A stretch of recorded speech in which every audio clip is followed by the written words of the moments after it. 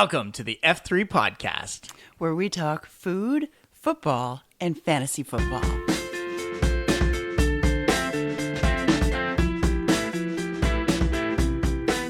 Welcome back to another episode of the F3 Podcast, where we talk about food, football, and fantasy football. Awesome. Aaron, my love. It is nice to be back. It is back. We are going to get going here. So we're talking about today. Who's our featured team? It is, according to the spinny wheel from our last episode, the Jacksonville Jaguars. Excellent. And so you're going to go over a couple tips about what's going around in the league right now. Yeah. We're going to get onto a lot about the Jacksonville Jaguars and what the team is and what they're made of. We're going to do a little bit of fantasy recap, and then we're going to get into my favorite part, is talking about the food of the area. I'm very curious because it's one of those, we've done many episodes, and obviously a lot of them have revolved around food. When I think about Jacksonville, not necessarily a food town. Florida, perhaps in general, there's some amazing food that comes out of Florida, but Jacksonville in particular, this one I'm very curious about. Well, I've been doing my research and I've got some exciting news for you, so you're going to be excited about this one. So let's get on to what's sort of happening around the league. So our timing couldn't have been better because there's obviously the huge push right now with the NFL to do a lot of international games, and this has been a big thing in past years, and in this year they've done games in Germany, in Brazil, in Mexico City, in London at Wembley Stadium. And so, great timing on our part because the Rams, LA Rams and Jacksonville Jaguars were actually playing in London. They were the very early start this morning for the Sunday in week 7. To our perhaps dismay, Matthew Stafford absolutely destroyed Jacksonville this very, very early morning, 35-7. Ooh. Yeah. So, it's not 100% surprising because unfortunately, Jacksonville isn't necessarily the strongest team in the NFL, whereas Matthew Stafford, I think he's perhaps, and might be jumping the gun a little bit, perhaps have already written his ticket, to the Hall of Fame. He's an absolutely incredible quarterback, deservedly so in my opinion, but he scored 5 touchdowns in this game, which is pretty much a rarity in this league. So they absolutely trounced the Jaguars very early this morning in London. Well, let's see if we can bring some more positive energy towards the team for their next match. So let's get on around the league if you want to do that. Absolutely. Yeah, definitely. So just looking at the league in general, it's still, we're in week 7. Relatively early, I would say, in the NFL. I think so. We're not even at the midpoint quite yet of the league this year, or of the season this year. There's definitely some early contenders. It's been really interesting to see of course, how things develop. Maybe take a look at the NFC East for a little bit. Of course, Super Bowl winners, the Eagles, they're charging ahead. They're pretty solid team. I know a lot of people early on right now are looking at them perhaps again to return to the Super Bowl. Still a little bit early for that, in my opinion. Of course. But, there's been some interesting contenders. The Packers, not a huge surprise. They're obviously at the top as well. One division that I know I've heard a lot of analysts talk about is the NFC West as one of the stronger divisions in football. So you've got the Rams, you've got San Francisco, you've got the Seahawks, and then there's the Cardinals, a bit of a write-off. But between the Seahawks, the Rams, and San Francisco, those are 3 really tightly contested teams, and that's a really interesting division I always think to keep an eye on.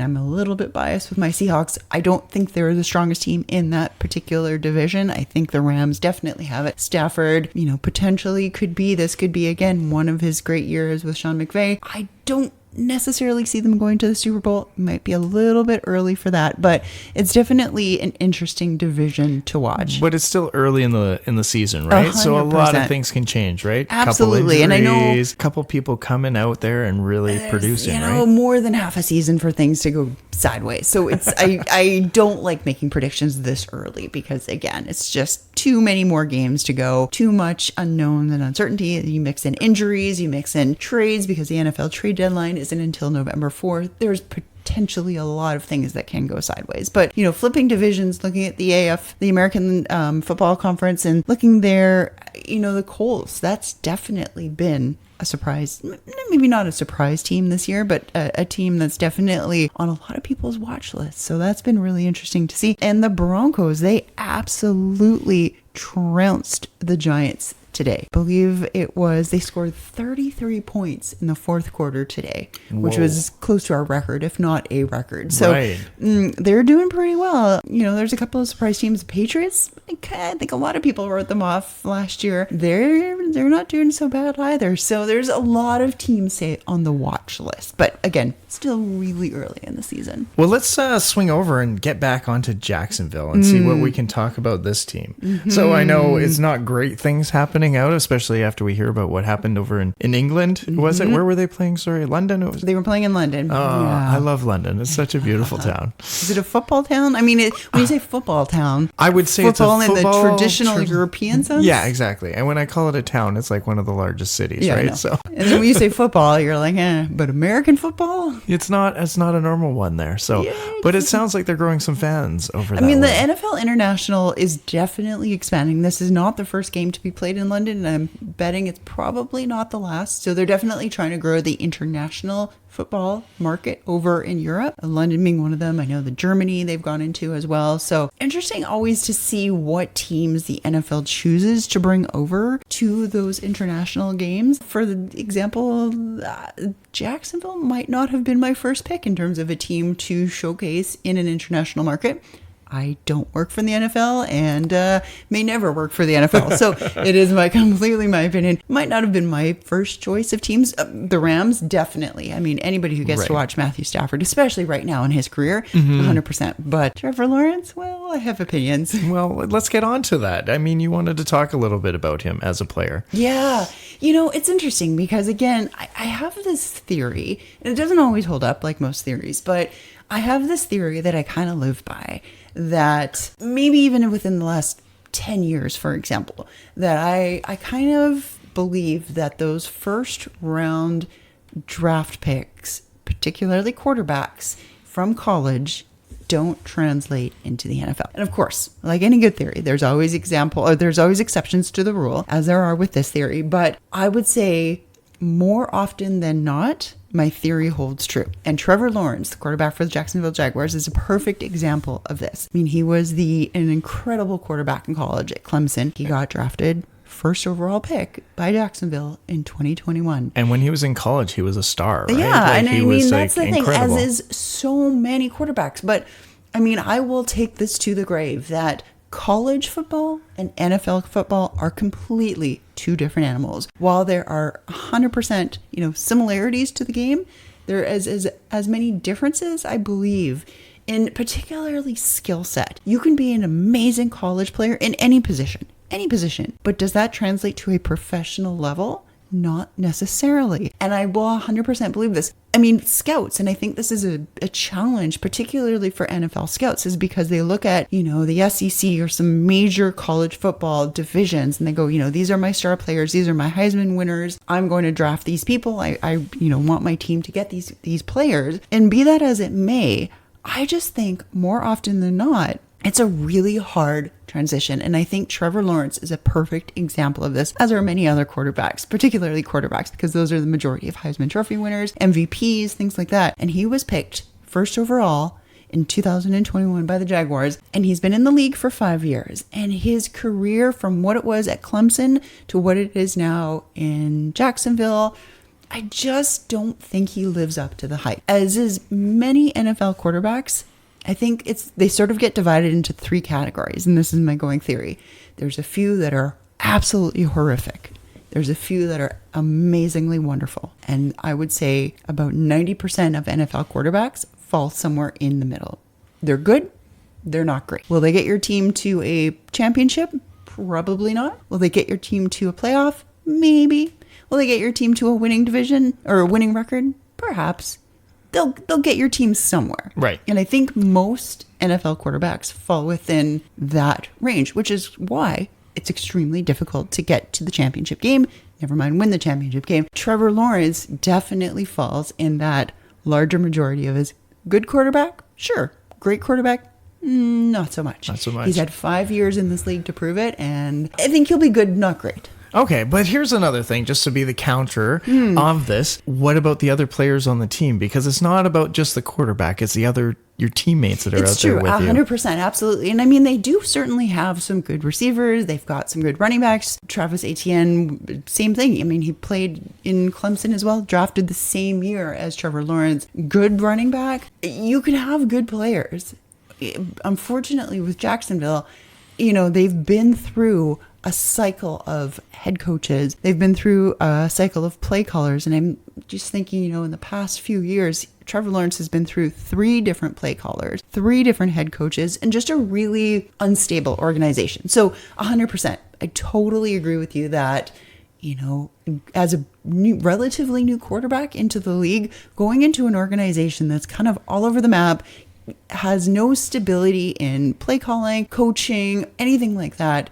That's not easy for a quarterback in the best of times. If you're a star quarterback, it's not easy. If you're Aaron Rodgers, it's not easy. If you're Tom Brady, it's not easy. But if you're kind of average, it's really, really not easy. Right. Moving on from that, let's talk into a little bit of fantasy, because I'm going to say I know what your prediction is right now for the Jacksonville going into the playoffs. Yeah. And it's pretty slim, right? Yeah, no, I definitely don't foresee Jacksonville going in. I mean, I'm thinking about my fantasy picks. I don't think I picked any Jacksonville players, nor have I ever picked any Jacksonville players. That is besides the point. I mean, somebody like Etienne is a good, solid running back. He could be a good,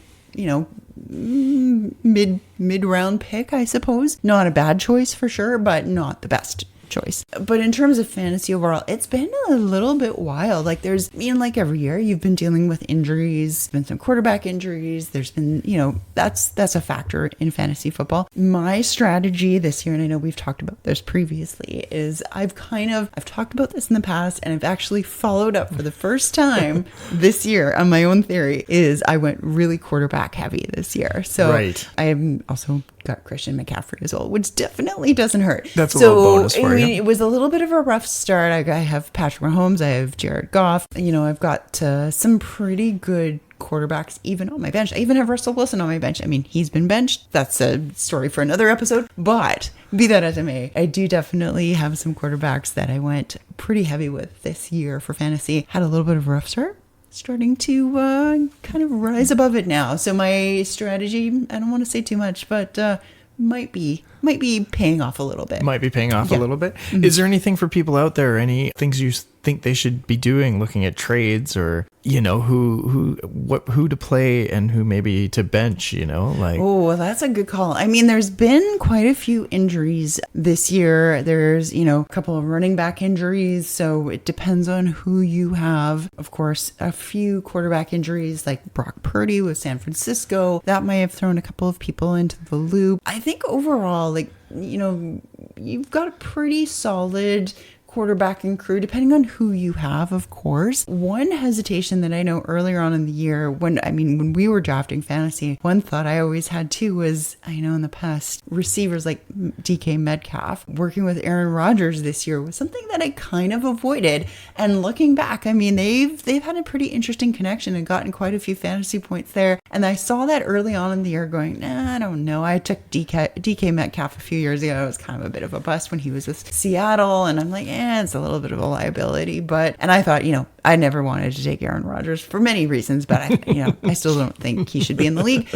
But that connection between the two of them has been really interesting, and it's kind of translated into some interesting fantasy points. So that's been one. If you've got Metcalf on your fantasy roster, that's maybe turned into kind of a pot of gold right there. All right. That's good to hear. And so now let's just sit around. Let's look at the whole league and think, what are your predictions for teams moving forward here? Who's going to be at the top of the heap right now? Well, because this is always fun to do, because it is. To like see I mentioned, it's week 7, and I don't like making predictions this early because it's really, really hard. Mahomes had a little bit of a rough start at the beginning of the year. I mean, Kansas City wasn't doing as well as maybe they should. They obviously have a bit of an older team. Do I think Travis Kelce should be still playing football? No, I do not. But it's hard. Well, he's moving into the movie career right now, is he Movie not? and podcasting, and then apparently he's marrying somebody. I don't know there's who a that rumor is. going on It's about kind of that, apparently a nobody, but so I don't know. I don't think he needs to play anymore. What? Once that goes through, I'm pretty sure. Yeah. So it's kind of interesting in that sense. Like I think they're definitely Kansas City is aging a little bit, showing their age. Mahomes obviously still has it, and he's both in terms of the actual NFL and fantasy, he's at the top. So I love to hate that guy. Oh, 100%, as do many people. So I don't think it would be any huge surprise to see them possibly challenge again for the Super Bowl. And my thing with Patrick Mahomes is he did step on your toe. He did step on. That is an amazing story, which I feel like we kind of have to share very briefly. We had the very, very fortunate luck to be at Super Bowl this past year in New Orleans. And so we were down after the game, after they lost, and we were interviewing kind of in the press conference room with all of the players that they come down. They have about maybe 5 to 10 minutes with the media, and we kind of swarmed them, and Mahomes came, and of course the massive amounts of media came, and I don't want to say pushed, but I kind of weaseled my way in. That's what you have to do. Is that a good way of saying it? Elbows up. Way in. 100%. Oh yeah, elbows up indeed. Weaseled my way into the side podium where he was, and he was wrapping up his press conference, and I was kind of up against between the backdrop and Patrick Mahomes as he was finishing the press conference, coming off of the podium and walking basically back to the locker room with his handler. And he finished the last question from the media, walked off the stage, and proceeded to step on my toe. And I kind of let out a bit of a yelp, but I was also recording at the same time. I'm like, this is amazing. Patrick Mahomes just stepped on my toe. How many people can say that? So that was my Patrick Mahomes story. Yeah. Yeah. So, love to hate him. Yeah, 100%. Love to hate the guy who stepped on my toe.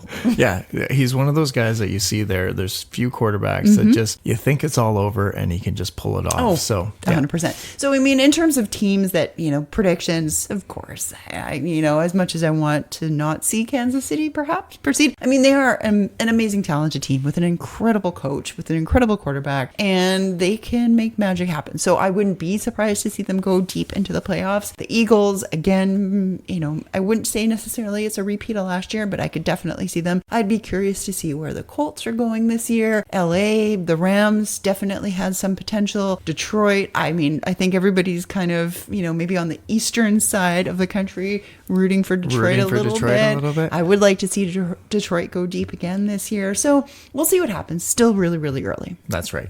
Okay, so let's switch gears a tiny little bit now that we've talked about football. Jacksonville, going back to the beginning of the show, when I think of Jacksonville, I can admit, I should say, that I don't know of any specific food to that region. Well, you know what? When you think of Jacksonville, let's get into the tastes of Jacksonville. What do you hear? What do you think? Well, and this was a little bit of one, like you threw it at me and I'm like, I wasn't too sure where to go with this. So it was, and I've never been to Jacksonville. So, it's trying to identify what food. So actually doing the research and getting out there and doing some reading, which I love reading about food. So this has been great. Like this is an area, if you think about it, it's sort of sits on between the Atlantic Ocean and the St. John's River, right? So you have that little bit of area connection there. Definitely a very seafood forward area, right, when you're thinking about that. As also, being in the deep south, right? Georgia to the north. And then, of course, there's a really strong Middle Eastern influence in the area. Middle Eastern? Yeah. I would never have thought. Yeah, it has one of the oldest Arab American communities in the south, right? So, like, some of the Middle Eastern flavors are just incredible to be working from that, right? So I kind of got looking out there and I was looking about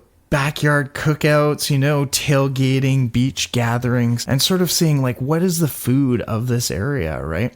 And what's the food you're going to get into your hands and really like, hey, let's go cheer on those Jags, right? What's the big call out there? Duval. Right? So let's get into some of those Duval eats, right?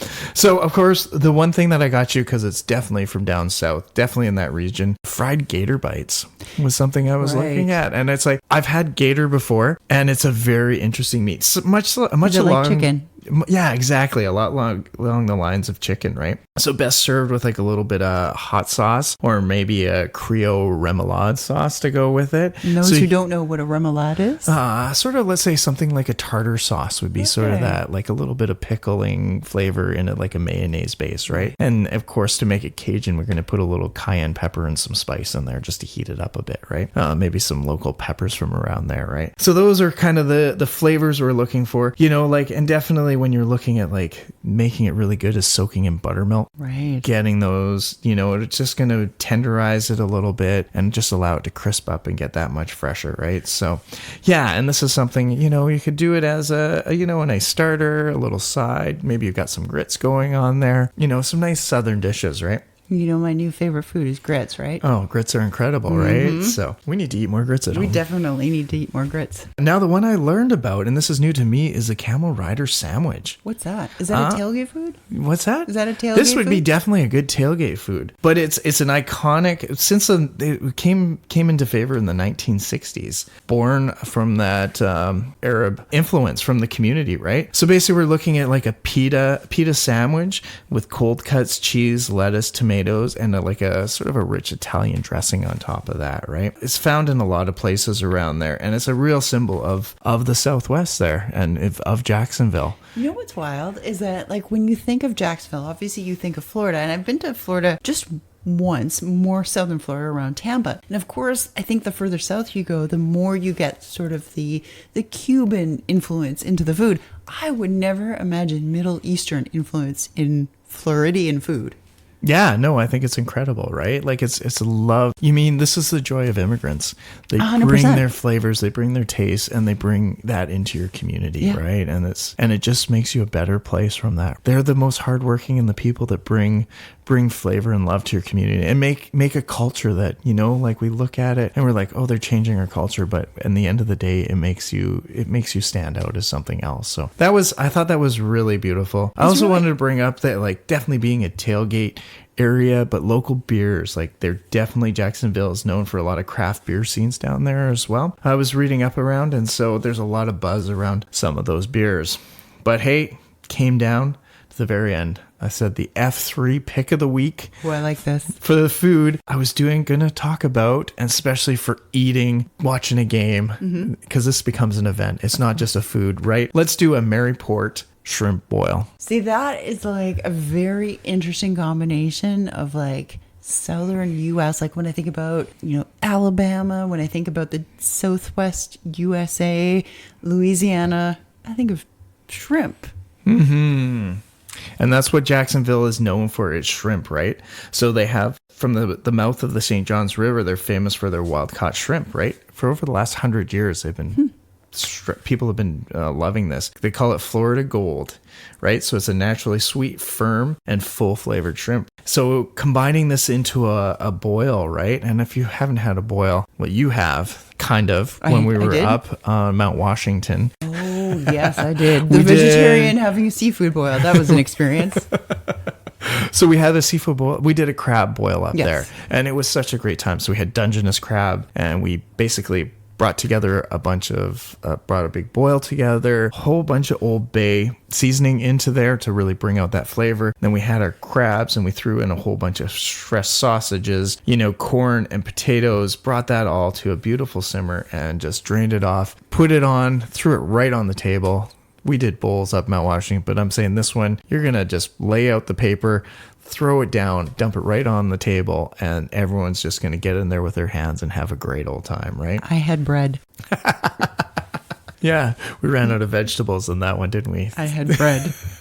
So it was one of those ones, we have like this boil, like you just think about it. You have all these great vegetables all in this beautiful broth, and you can just sit down there and just enjoy the game. Just sit back, have yourself a nice brown ale or an IPA to go with that. Another nice, sweet tea with lemon and mint. That's a very Florida drink. Yeah, a very Florida drink. And so you just have this bright, buttery shrimp smell, just flavoring everything. And of course, if you don't have Old Bay under your fingernails, you're not doing it right. So definitely the vegetarian was not doing it right. She just had bread. She just had bread under her fingernails. Yeah. Anyways, we're talking about, so this is what I'm saying. This is my pick for doing a game It's down good there. good game watching food. Yeah, It's even like, tailgating, right? You do that up do the boil up ahead of time, throw it in some nice dishes, tin foil it up, bring it down. It's going to stay nice and hot, and you're just going to have a great time on the back of a tailgate, just picking those, picking prawns, having some potatoes, and a good chunk of corn. Yeah. All right. Well, I think we're getting to the end of this podcast, and because I'm getting hungry, and I know you want some bread now. Definitely. Clearly. It's been the theme of the podcast. Bread. Yes. So we got Jacksonville. We're hoping they can come around and do a few good things. People to look for on the team. Well, I mean, I live and die by the quarterback because, of course, that's who is going to ultimately carry the team. Whether you like them, whether you don't like them, head coach, offensive coordinator, they can do what they do. But at the end of the day, that's why they get paid so much money. It's all about the quarterback. It's all about the quarterback. At the end of the day. And I just don't believe that the Jacksonville quarterback is who you want to have at the helm. So I'm so sorry, Trevor Lawrence, but I've never been a huge fan, nor probably will I ever be a big fan. So I think to see Jacksonville really improve, unfortunately, he either has to get traded or something has to happen in order for them to get another quarterback. I think he's been there for 5 years. I don't see his progress going far unless, there is of course the possibility of getting a bit more stability around the team, which might be nice to see him grow a bit, but we'll see what happens. We'll go with that. Well, let's do a shout out to the fans, because if you're a good fan for Jacksonville, you're a diehard. So we appreciate you, and of course your amazing food scene. So I guess now is the time. Pull out the spinny wheel. I'm going to stretch my arm. Are you ready for this? Your arm, yeah. And yes, we did land on it. We landed on the team we spoke very highly about before. Kansas City Chiefs. Kansas City Chiefs? Are we into the Chiefs? Kansas City. Oh. Well, that's an interesting food scene there. This will be a fun one to talk about. Yeah. And even those people who step on your toes, we can talk a little bit about that as well. We can talk more about them too. All right. Well, thank you so much for listening to another episode of the F3 podcast, where we talk about food, football, and fantasy football.